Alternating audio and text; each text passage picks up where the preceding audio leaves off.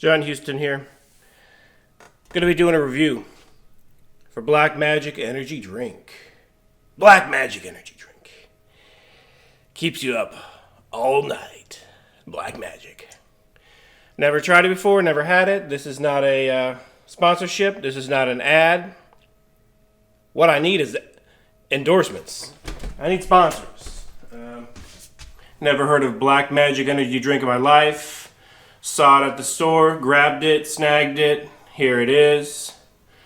Black Magic Energy Drink. Not an advertisement. Never heard of it. What I need is for them to contact me and say, we'll be your sponsor. I need a sponsor. I need an endorsement. I need something. No sponsorships, no channel, no videos. No endorsements, no channel, no videos. So I'll be trying few and far between here and there. Some energy drinks, or maybe a lot, we'll see. Maybe it'll just be a whole series of energy drinks. This is Black Magic Energy Drink, the review. I'm just doing a review, first time, never had it. Let's try it out right now. Okay.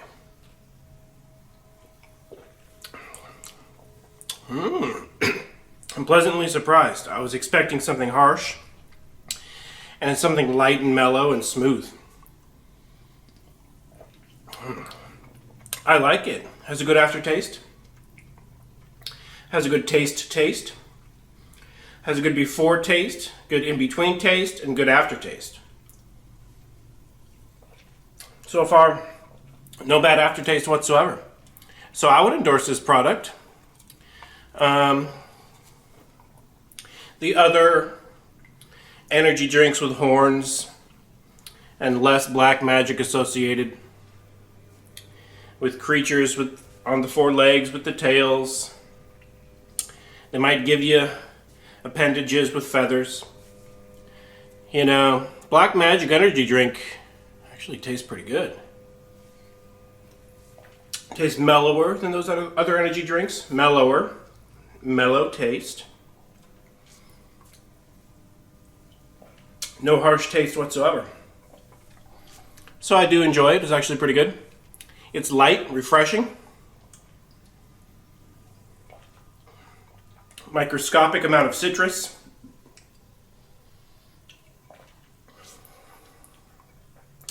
Has a pleasant taste to it. Tastes kind of like gummy bear. Sort of, with citrus. Citrus and gummy bear, but not overbearing. 160 calories. Carbonated water. High fructose corn syrup. So I'm glad it's made in America. And I'm glad it's sugar or high fructose corn syrup, because I can't stand the diet ones. I can't stand diet energy drinks. It's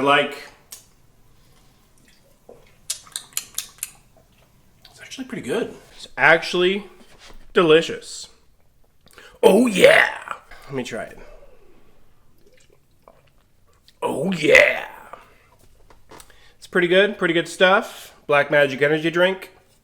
Check it out. I recommend it for at least a taste. I would buy a case of this.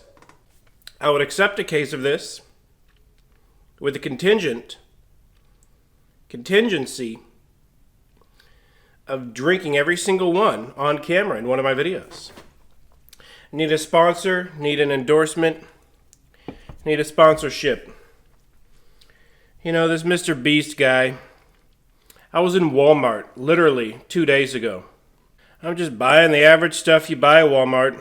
Nails to hang pictures on the wall. Roofing nails, of course.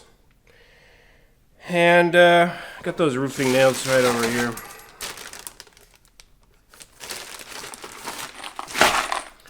Telling the true story. Here are the roofing nails I bought. The roofing nails that I bought. These are them. Roofing nails. Get them while they're hot. Buying these roofing nails. Why? Full story. As I bought these non-roofing nails, thinking they'll do the job. They do not. Because the ends aren't fat enough. See those ends? While I wish the roofing nails were longer, I wish the ends of these non-roofing nails were fat. Well, they're not. I needed the fatness to cover holes, to hold hinge thingies, to hold my paintings on the wall. So, roofing nails and common nails, get them today at the store. So while I was at the store, in the middle of the store, I got to take a break with this Black Magic energy drink. Oh yeah, delightful. The taste is pleasant. So I'm at the old Walmart, getting the old nails, and I did make 2 trips. One trip for the common nails, and the second trip for the roofing nails. And what, pray tell, blasts into my ears while I'm just trying to get some nails? I'll tell you what. Mr. Beast, the YouTuber who's on the cover of Rolling Stone magazine, who's everywhere. Somehow his chocolate company are spamming me with emails. I just unsubscribed. That was a lot of information, a lot to absorb. What's that? Yeah, a lot of information. It was cool that he gave away free chocolates for 10 minutes. I wish I got in on that opportunity, but understandably, he's not going to give away $1 trillion worth of chocolate. But he did give away, who knows, whatever. You know, he's a charitable guy, but he gives away other people's money because he has sponsorships, he has endorsements. That's the secret to Mr. Beast. He gives away, charitably, other people's money. Whose money? Well, now he's giving away Walmart's money because clearly he has a contract with Walmart. How do I know? Because I'm buying nails at Walmart on 2 separate occasions on the same day, okay? And Walmart Radio, you're listening to you are listening to Walmart Radio. And then they play some horrible jams. Yeah, it's Walmart Radio. What can you expect? It's not exactly a station you tuned into. It's a station you're forced to listen to, okay? But in the middle of these Walmart picked songs, and I noticed they only pick good songs in the middle of the night. If you're at a 24-hour Walmart, like at 2 a.m., they'll be playing some good music. Why? Because the regular Walmart DJ is just like the real-life regular DJ, not so great. But the middle-of-the-night weekend DJ actually plays some good stuff. He's covering the real DJ's job while he's on vacation. He's playing actual good songs because no one's there to tell him no. Same thing for Walmart Radio, apparently. Because I was at a Walmart like at 2 a.m. and they were playing a Beatles song. The Beatles. I was like, wow, I've never heard the Beatles on Walmart Radio. Because in the daytime, you're only going to hear cover songs of the Beatles, not actual Beatles. You'll be hearing one of the most horrendous cover songs ever made of a Beatles song in the middle of the day. So that's Walmart Radio. Okay, you're going to hear, if you hear a good song, it'll be a Muzak, elevator music, the worst cover known to man version of that good song. That's neither here nor there. There's a commercial break in between the Walmart Radio horrible music choice. Mr. Beast is selling chocolate bars. Get your Mr. Beast chocolate bars today. This guy's great. He gives away chocolate bars. He's an amazing guy. Wow. It was an advertisement. Obviously, Mr. Beast shook hands with the Beast 666. Just joking, but not joking. But yes, I am. No, I'm not. Black Magic Energy Drink. Get yours today. Now, Mr. Beast, I'm not going to say anything personally about the guy. I'm sure he's a decent guy. He just happens to have signed a bunch of contracts and shook a bunch of hands. I don't know who those contracts and hands are, but I don't know. All I do know is, I'm not jealous. Not jealous. I see that he successfully found a niche of ultimate sponsorship which no content creator has ever reached. He's the only content creator to grace the cover of Rolling Stone magazine. And I have seen a couple of his videos, okay? I saw a couple of them where he's handing out free cars, he's handing out free furniture, he's handing out free TVs, he's handing out free PlayStations. He's a charitable guy. He's a nice guy. 100% of that money came from sponsorships. Need to get in on that? I have been approached as a YouTuber for legitimate sponsorships and probably illegitimate sponsorships. How many in the past 10 years? You got to understand, I've been a YouTuber since 2008. My original channel, Razimus, youtube.com/Razimus, 2008. I joined on 6/6/2006. That's right. I joined on 6/6/2006. January, February, March, April, May, June 6, 2006. So I did join on June 6, 2006.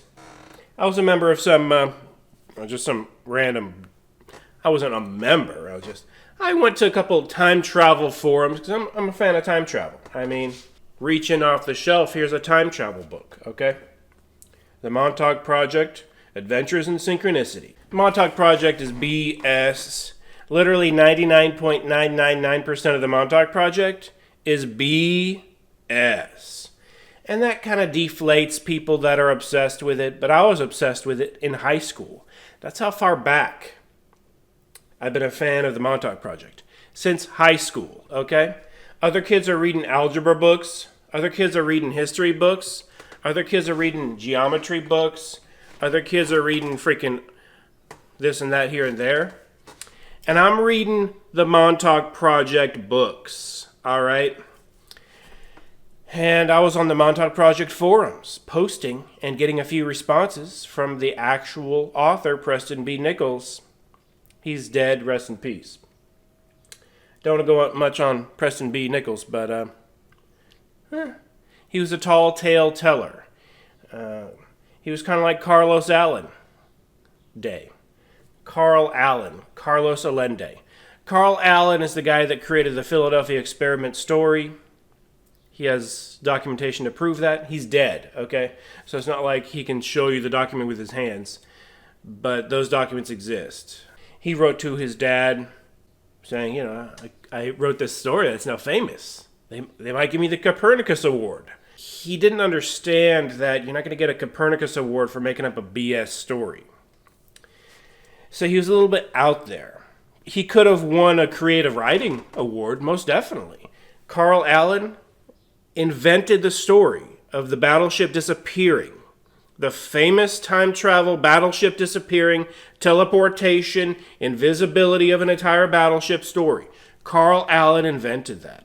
He later changed his name to Carlos Allende, perhaps to be anonymous. I don't know.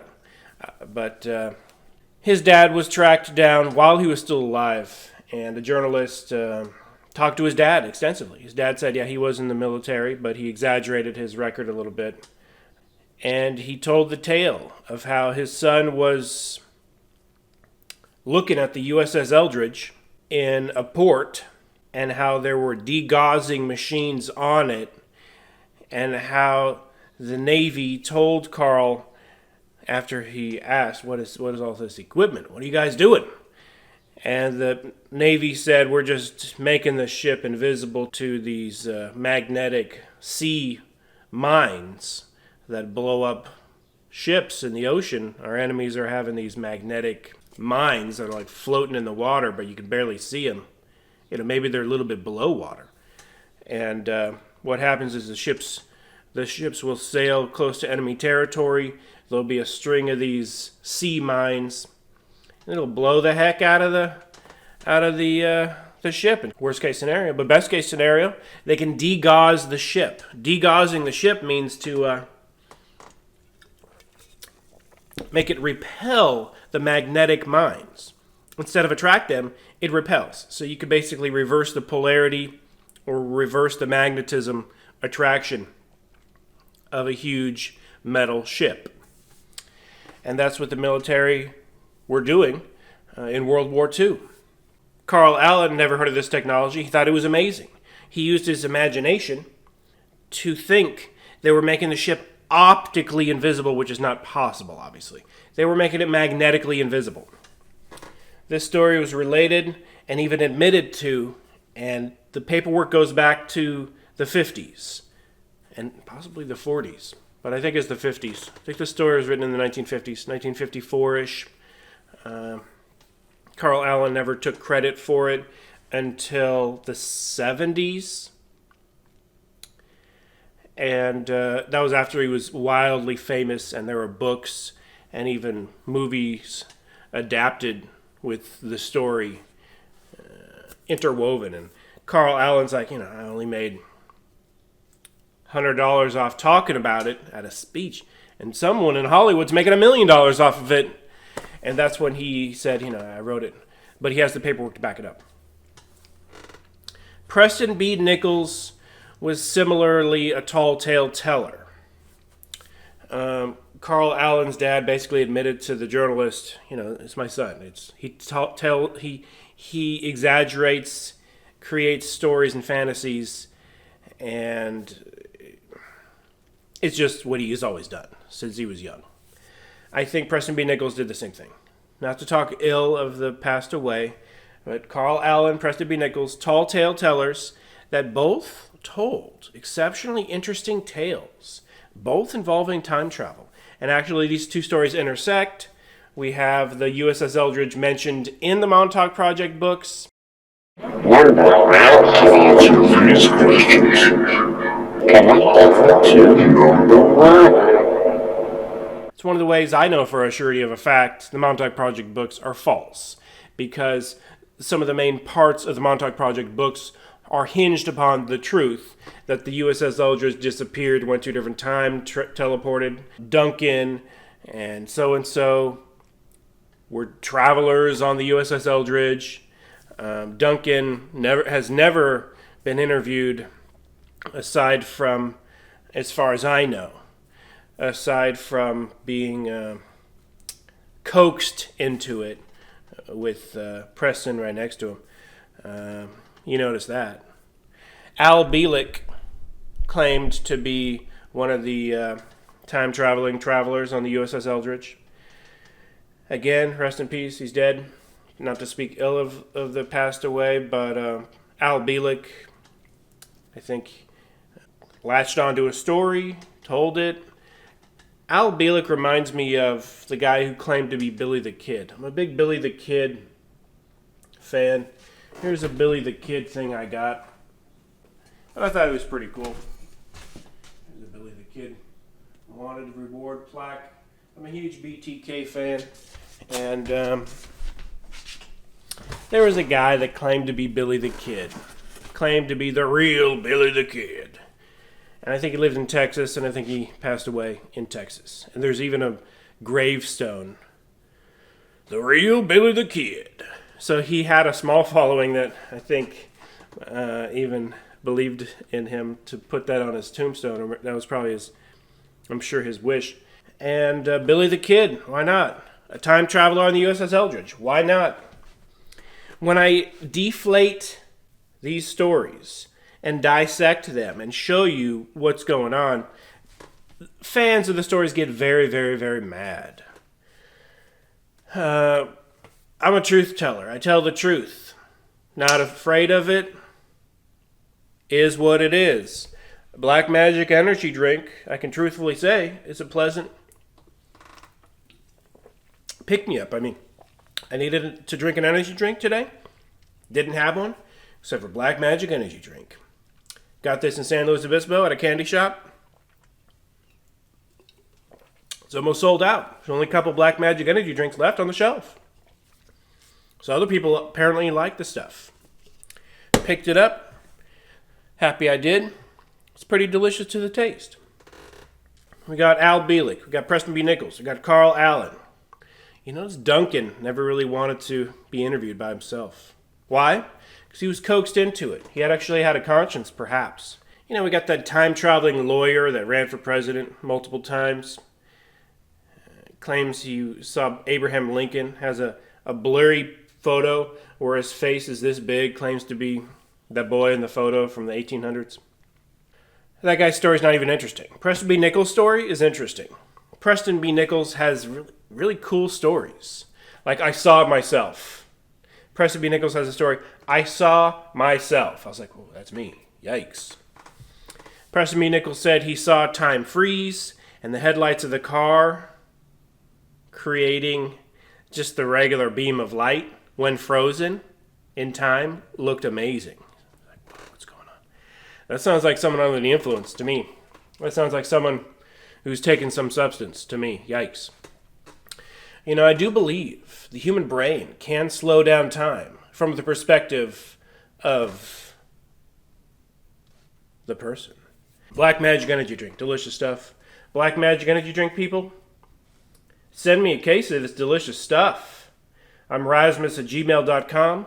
Razimus at gmail.com. Send me some Black Magic Energy Drink. I enjoy this stuff. This stuff's pretty good. Black Magic Energy Drink. Oh, yeah. Pleasant to the taste.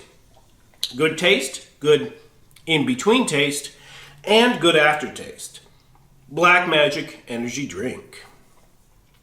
And if you have an energy drink you would like me to sponsor, send it to me, Razimus at gmail.com. Razimus at gmail.com. I'll give you my address. Send me some of your energy drink. Perhaps the Black Magic Energy Drink people won't reach out to me. Perhaps you have your cool Neon Flav Wave energy drink that I never heard of. I'll be happy to try Neon Flav Wave, whatever it is. As I said, in the past I have been reached out to from sponsors and potential sponsors, real sponsors and potentially fake sponsors. I think one of them was called Neon Energy. I think it was Neon Energy. I don't know. A couple years ago, Neon Energy or something like that said, hey, you want us to be a sponsor? And I ignored the email. I ignored the DM. I think it was on Twitter. So many years ago. I haven't used Twitter in a long time.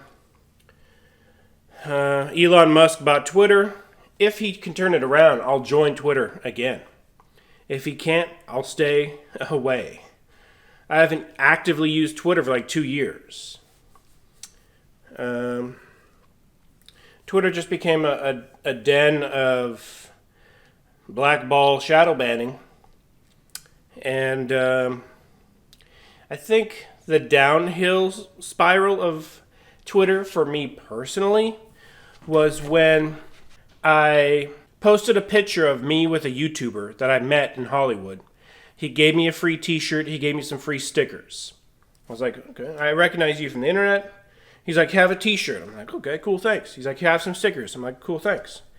He's like, let's get a picture. I'm like, sure. And maybe I said, let's get a picture. It's a blurry memory, all right? He's like, sure. Got a picture. This particular individual, not going to say his name, Baked Alaska. Okay, I'll tell you his name. His name is Baked Alaska, all right? Baked Alaska, I would say he's most famous for inventing the meme, Why I Quit BuzzFeed. See, Baked Alaska wrote a piece, Why I Quit BuzzFeed. He quit BuzzFeed because he was leaning more conservative, and he said BuzzFeed is so liberal they don't even allow someone as minimally conservative as me. Now, I'm not conservative. I'm using the words of Baked Alaska. I'm not conservative. I lean liberal, but to be honest, my version of liberal is liberal arts. I love the arts. I don't like politics whatsoever. Left, middle, right, up, down, and around. Don't care, don't know. I'm not a political person. I'm a non-political person. That's me. Baked Alaska was leaning more MAGA, okay? So I heard about them smashing up Trump's star on the Walk of Fame. I wanted to see if it was being protected. I was literally in the neighborhood, parked down the street from his star near the mall on Hollywood Boulevard. I was just going to the mall, to be honest. And there's his star, and there's a group of people around the star. And I walk up to it. I was just going to take a pictorial, you know. And at the time, there was a meme. People were pretending to pose with the star, and it's just them cropped. And I was actually there. So I was going to take a picture, you know. If not anything, for the meme.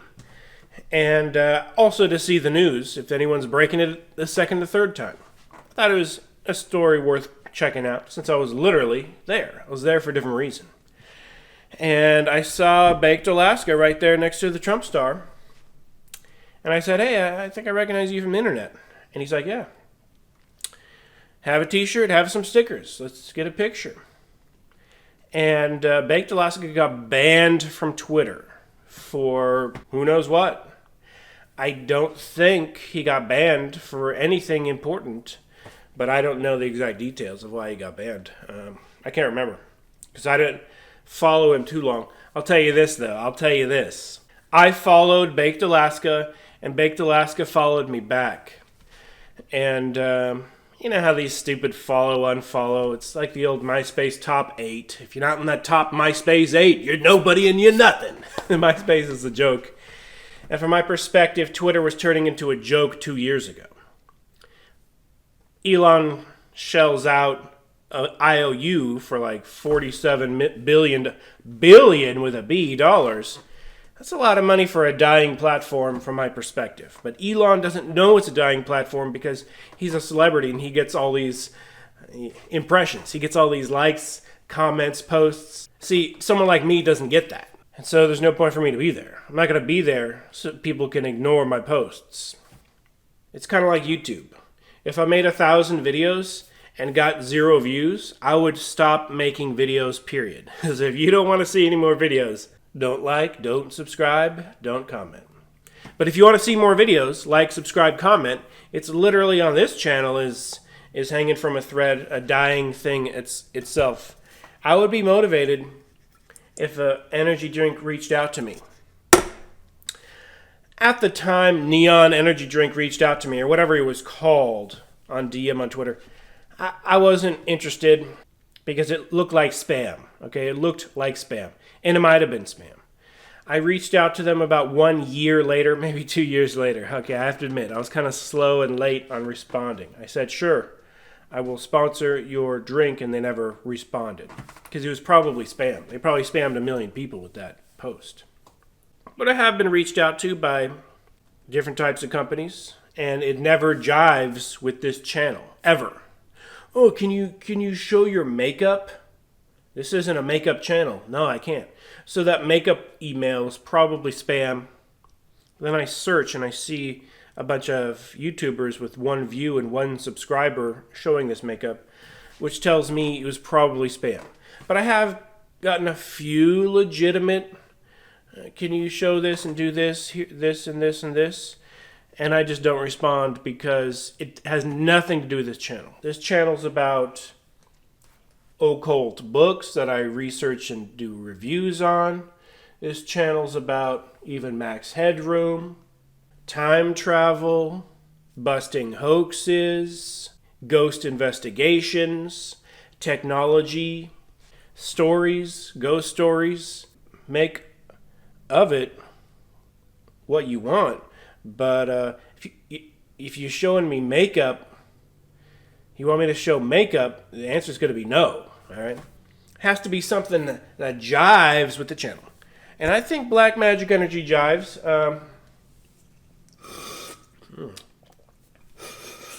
Black Magic Energy. Just finished it. Good stuff. I know I'm all over the place. So Baked Alaska followed me. I followed him.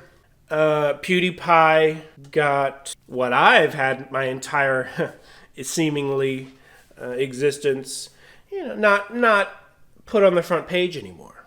Not put on the results and the search results, not particularly showing anymore because of the extreme faux pas crude joke that he personally commissioned from a Fiverr artist. Beware of Fiverr. I was on Fiverr when he was brand new. It was like $5 for an easy job. I'll give it a shot. I'm someone of many talents. I've created many things. Yeah, I made this wooden ankh, made it out of wood myself. It's one piece of wood. Made this ankh in 2018 out of one piece of wood. And I didn't wear a mask, sawdust. I inhaled a little bit too much. Beware. If you're making something out of wood. I saved all of the photographs of the process, the creation process. Maybe I'll show that sometime. But I created this ankh for my Mysterialis show. It's inspired by Egypt, Tutankhamun. I do have a crook. I don't have a flail, but I have a crook, which I painted the same colors. I gotta find that crook. It's around here somewhere. I think it's in my attic. And, I'm a fan of the Ultima series, so this is Ultima series inspired as well as ancient Egypt. I do a lot of art projects. This is one solid piece of wood. It's pretty heavy. I can't remember what kind of wood it is, but I chose it based on it not being too hard. I had to drill a bunch of holes in the middle and then chip it away. And the chipping process took a long time. So, Baked Alaska was a big fan of PewDiePie during the PewDiePie controversy, when PewDiePie's not being on the front page anymore. And I said, I'm not a fan of PewDiePie. I don't like his intro.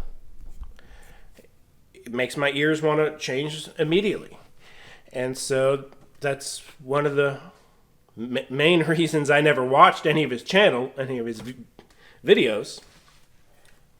Pretty much 3Pac introduced me to PewDiePie. Never heard of PewDiePie until 3Pac. And then the South Park episode of PewDiePie comes out. PewDiePie was dissed big time by 3Pac, and I'm a 3Pac fan. I'm not a PewDiePie fan. Never have been, okay? Just not a fan, all right? I know he's the king of YouTube, or was. He definitely was, that's for sure. His reign is over. He was the king of YouTube. Probably Mr. Beast is the king of YouTube now. But I do want to branch out and be a legitimate ghost investigator, author. I'm publishing my own books. I doubt these guys are publishing their own books. Or maybe they are. I don't know. I bet these guys would have it ghost written, though. Slap their name on it. Whereas I'm the exact opposite. I don't even have an editor. I have to 100%. And I am working on it. Not to deflate my channel. I'm going to build things up, all right? I'm trying to build up the set, okay? Trying to make the place more interesting. I got something that's going to go there. New videos coming soon. I know this is a long, drawn-out story. Baked Alaska was a fan of PewDiePie, and when I said, hey, I'm not particularly a fan of PewDiePie, he unfollowed me. So we were never friends. I just met him, and I thought he was a cool guy in person.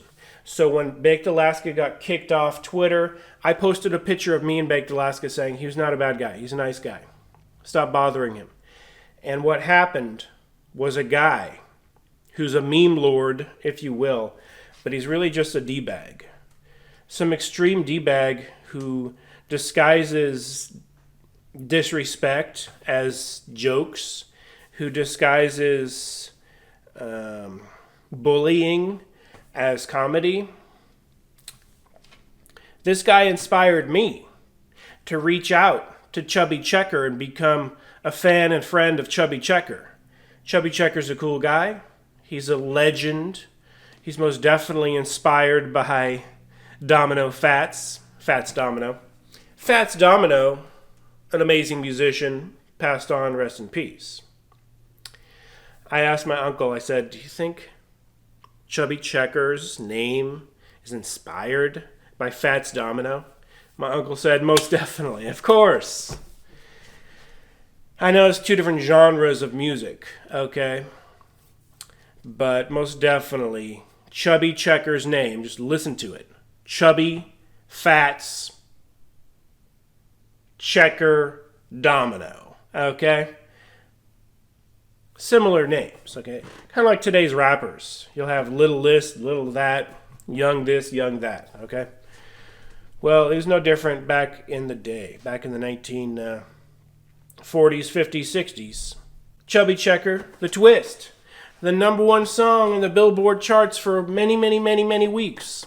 And then it came back, and it was, again, a huge hit. Chubby Checker, Twist Again. He brought the Twist song back, Twist Again, and that was a huge hit. So Chubby Checker's the Twist King, and I wanted to support him. Why? Because this vile guy, who's on YouTube and Twitter, mocked, ridiculed, and treated Chubby Checker like trash. And it was so sad to see from a person with empathy. Seeing virtually a sociopath with zero empathy perceiving Chubby Checker almost as a demon would. That's how vile and disgusting this comedian is. Where he tore down and destroyed and treated Chubby Checker, a music legend, like nothing. That's when I bought Chubby Checker beef jerky. I reviewed the Chubby Checker beef jerky, every flavor. I ordered 2 Chubby Checker autographs. He autographed them for me. One of them is personalized to John. One of them isn't. I'm a fan of Chubby Checker. Chubby Checker emailed me personally. So it takes a couple weeks, takes a couple months sometimes to get a Chubby Checker beef jerky package. Why? Because Chubby Checker himself personally mails it out, or probably one of Chubby Checker's relatives personally mails it out. That's why it took so long. No big deal. I got it, and I did the review. I was happy about it. I really wanted the Chubby Checker chocolate. The black and white checker chocolate. That's what I wanted. But he was sold out. He was sold out. I still want to try that chocolate, so I might be ordering that in the future. I like to support those that are treated badly. David Liebehart. David Liebehart is a famous puppeteer. I created this puppet for David Liebehart to use in an episode. And David Liebehart did use this Pyromar puppet. I created this puppet from scratch. This puppet is cardboard and felt. Every single tile individually created and individually cut and glued by myself. My first attempt at a puppet. That's why the mouth doesn't open so great, because I don't want to damage it. Anyway, I see it as a piece of art. Paul Giamatti, he must be an Italian, couldn't make it because he had other things to do. Maybe he was eating a pizza, maybe he was having spaghetti. I see David Liebehart being made fun of. And to be honest, Tim and Eric, they grabbed David Liebehart off the street as a street performer. And they put him on TV, made him a star, a TV star. So they did him a service in that regard, most definitely. David Liebehart's income is thanks to him being on the Tim and Eric show, most definitely. David Liebehart is a friend of mine.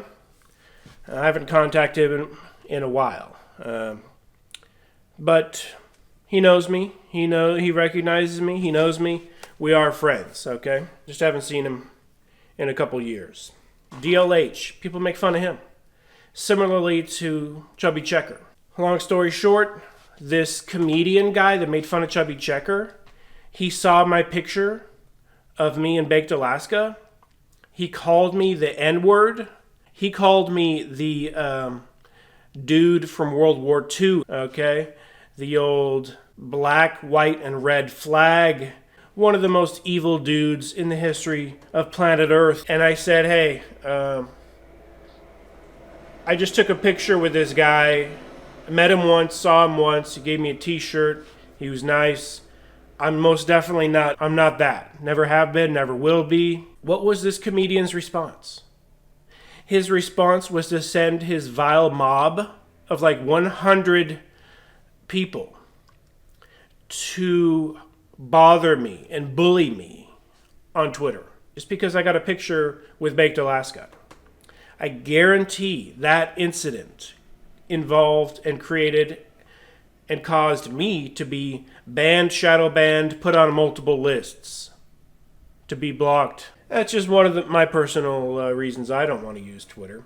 I reported the tweet as speech that is not appropriate and is defamatory and horrendous and bad and not good and incorrect and false. And Twitter, appropriately, surprisingly, rarely made the right call, and he was forced to delete that tweet. And I had to block like 100 of his followers because they still relentlessly bothered me. That incident basically caused me to leave Twitter forever. Shortly around that incident, I was talking to one of the meme crew members, BG Cumby. I like the meme crew. They were an underground crew of comedians, including 3Pac, and 3Pac being my favorite. You know, we have rest in peace 3Pac, has passed on. We have rest in peace Dylan the Hacker. You know, I've had interactions with Dylan the Hacker. I've had interactions with 3Pac. 3Pac emailed me. Dylan the Hacker liked my tweets, but they are most definitely comedic legends. From my perspective, a lot of people were copying them. PewDiePie was posting and repeating their stuff, making them 10 times bigger. But they were already that big because they got his attention, you know? PewDiePie was disrespectful in regards to 3Pac. Anyway, it's because 3Pac dissed him that hard. It's particularly a hard diss, I have to admit. Defamation might have been involved.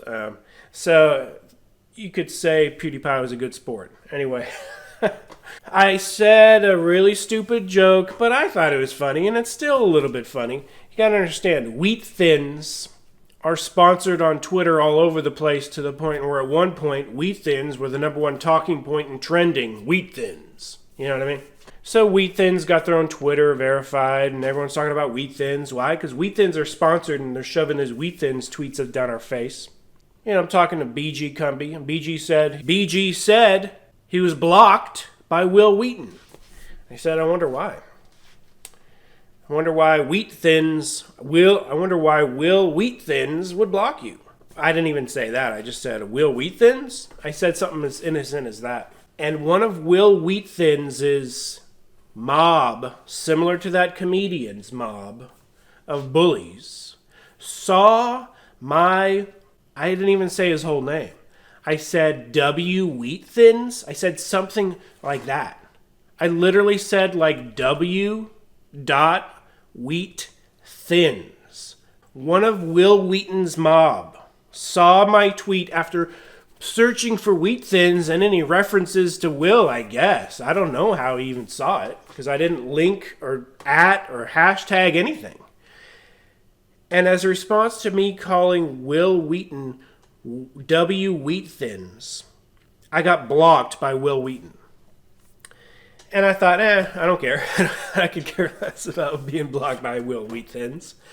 And then like 6 months later, I saw, here's a list of everyone you should block. These are all radical, extreme, conservative, radical N-words. And then again, that N-word association. Horrific defamation. Horrific destruction of character. Just because I made a Wheat Thins joke, I'm now permanently on this list of people that should be blocked and banned. So all of Will Wheat Thins' people and anyone who reads his horrific tweets now puts me automatically on their block and ban list, proving I am shadow banned to at least that extent on Twitter. Pretty soon. Here we have my iconic sunglasses from my Back to the Future video. 1.21. 1.21. 1.21. 1.21. These are my 1.21 glasses.